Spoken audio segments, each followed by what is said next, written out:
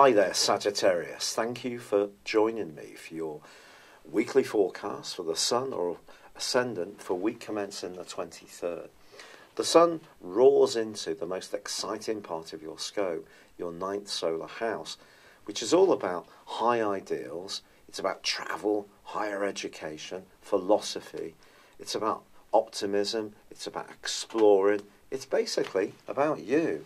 And with the Sun in this location, you can really start to make an impact, especially with Mercury here too, which is obviously giving you an opportunity to think as well as action some of those plans to shake up your world and make it more spontaneous, varied and interesting. So what's not to like?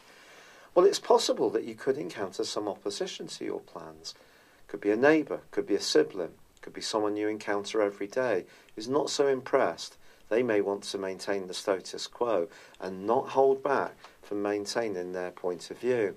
Also, Saturn in your sector of resources is angling sharply to the Sun in a quincunx. To be honest, I would go careful with resources. Don't splash out money that you can't afford to lose. But Jupiter, it's true, in your 12th solar house, is forging a fine link to Venus. When it comes to your career or global or worldly aspirations, do you know subtlety can work well? If you can build relationships in a very slow but stable way, through sensitivity to other people, it will be appreciated. But I do feel that the freedom fighter, the lover of liberty in you, is really going to be activated this week. And if there is anyone that tries to stop you thinking a certain way, being a certain way, act in a certain way, or doing something in a certain way, you could respond with a great deal of fire. It's been a real pleasure being with you. I'd love it if you would like, comment, or subscribe to this channel if you've yet to do so. Thank you. Hello, Sagittarius. Thank you for joining me for your monthly forecast for July. This month begins with the Sun making its way through the part of your horoscope that's very much to do with transformation. Now, being the bright and breezy member of the Zodiac that you are, the big picture is something that often gives you the greatest sense of pleasure, because you're always moving towards something that's exciting, entertaining and uplifting. The Sun's transit through this sector is more about looking inwards in some ways. It's also about your very closest associations, both emotionally, perhaps in terms of a physical connection to someone romantically, or even around your finances. But also, Mercury and Venus, the planets, the interrelational planets at the heart of your scope, are in a bright and breezy part of your scope as this month begins. And you could find yourself really restless, particularly from the 3rd to the 7th, and then the need to do something off the cuff, be more spontaneous. That could see you jetting off somewhere at the last minute, signing up for a course, or having quite an impassioned discussion with someone that you encounter in perhaps a pub, for example. But it certainly won't be dull. However, week 2 of this month does see the Sun go face to face with Pluto. Now, this is one of the most important of all planetary aspects. Pluto's about change. It's also about power. It's seen in a kind of philosophical sense as being about the underworld. So it is about the things that we may not necessarily want to recognise about some of the darker motivations we have ourselves. But also it can be about who we get caught up with. Now, with the Sun opposite Pluto in the second week of this month, and there is a partial solar eclipse on the 13th at the heart of this month, which provides a backdrop of energy for the next 6 months, I think how you connect with others around your values, or in a physical sense around money, or around sex, or around deep commitments, is really going to be under the astral microscope for the next half year. It can also create a lot more intensity. For example, if you're in an ongoing relationship and it seems that there isn't a sense of equanimity as you see it between you and the other party, you may push to change it. And I think Mercury and Venus being in this restless sector can be part of this. Mars is also in a very opinionated part of your horoscope, so you're not going to hold back from having your say. And of course, in the middle of May, Uranus, the planet of change, moved into the part of your scope that's to do with work, health, diet, fitness, organisational issues.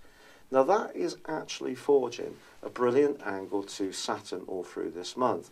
So there could be some alterations in this area, but they can be positive ones, where change occurs in a structured way, a way that helps you to pay the bills, yet feel that you are making progress and you're not being held to something that's a bit dull and boring and stupefying, which of course for Sagittarius people, and remember I've got Mars in Sagittarius, is obviously an anathema.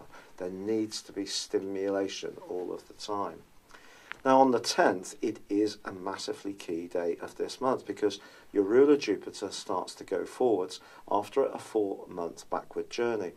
If it has felt that you've been treading water a little bit, I do feel that you're going to be really celebrating the fact that things can be progressing again. But Jupiter is still asking you, until it moves into your sign later this year, to be as aware as possible of the more spiritual, the more healing, and the more philosophical sides of your nature. Not the more obvious, out there, up front, in your face kind of issues. Things that are much more personal. And in fact, Jupiter continues to forge a beautiful angle with Neptune. So moments of meditation, relaxation, doing things like yoga, stretching, gentle walking in nature, are all things that can be very good for your soul all through this month still. But that big clash that goes on between both the Sun and also Pluto is going to really reverberate around your situation. If you're single, for example, and you're really desirous of being much more intimate with someone, the next half year can see you much more active in trying to make that happen. But Venus, the planet of love and relating, actually moves into quite a worldly location on the 10th, where it will be for the rest of the month. That actually forges a fantastic angle to Pluto in the last week, suggesting that you shouldn't discount the potential to meet someone through your work who can really make your pulse race quicker. This person could be quite well off actually, or just quite well established, or perhaps knowledgeable. On the other hand, perhaps in a relationship that's already existing, it's going to move to an even greater level of commitment. That's entirely possible. So the opposition between the Sun and Pluto is not turmoil in one direction. It can be definitely a positive, but it is going to push and pull. The Teutonic plates at the bottom of the power zone of your life are shifting. There's going to be some change. Now on the 23rd, the Sun moves into Leo, which is fab because that's your sister fire sign. So we have a triplicity, and this is really going to spark your natural Sagittarian desire to have moments of spontaneity, to do things off the cuff, to travel, to change plans at the last minute, shake things up, be a little bit more novel in your approach or innovative, or perhaps even independent, weirdly. After all that push to be up close and personal, you may decide that you need to kick back and have a little more freedom. And that's underlined by the lunar eclipse, the total lunar eclipse, which occurs on the 28th, which is in Aquarius and combining with Mars. It suggests that this desire to get this equanimity around intimacy, money, very deep love, a consciousness of your deepest motivations, it has to work for you in terms of the intellectual flow too. So discussion, conversation, there needs to be that going backwards and forwards. It can't be just all this deep stuff steaming and moving around deep inside you. There needs to be some outlets too, and that will be part of the picture in the next 6 months as well. But Mercury also goes into retrograde on the 26th. So if you are planning to do something that is more novel or travel, or you're talking about an agreement with someone, you must micromanage the whole process to try to reduce the potential that Mercury's retrograde can have on all of us to cause, obviously, mischief. It's been a real pleasure being with you, Sagittarius. I'd love it if you would like or comment on this video. If you've yet to do so, subscribe to my channel. But for now, good luck and goodbye. Hello, thank you so much for watching my video. I'd love you to join me at my Horoscope Ace app. You can find this at www.horoscope-ace.com. You can use it through Android, iOS, Apple or Facebook. Check out your ascendant or your moon sign or download your free birth chart. There's all your favourite videos, plus there are daily, weekly, monthly and yearly horoscopes for general, love, Chinese and Indian astrology. If your passion is tarot, there's my brilliant 3-card money or love tarot readings too. And it's all there at www.horoscope-ace.com. Thank you.